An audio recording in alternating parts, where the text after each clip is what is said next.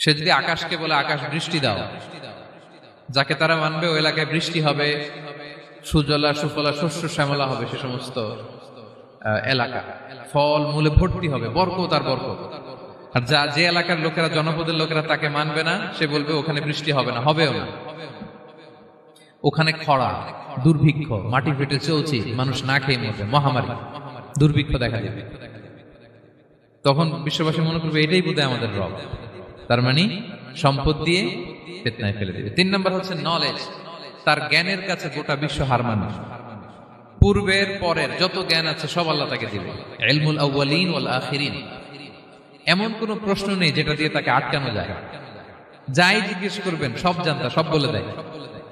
ভবিষ্যৎবাণী বলে দিবে, বলবে আগামীকাল ওইখানে অমুক দেশে বোমা বিস্ফোরণ হবে, হবে ওইখানে, ওখানে দুর্ভিক্ষ হবে, হবে ভূমিকম্প হবে, হবে। সে যা বলবে তাই হবে।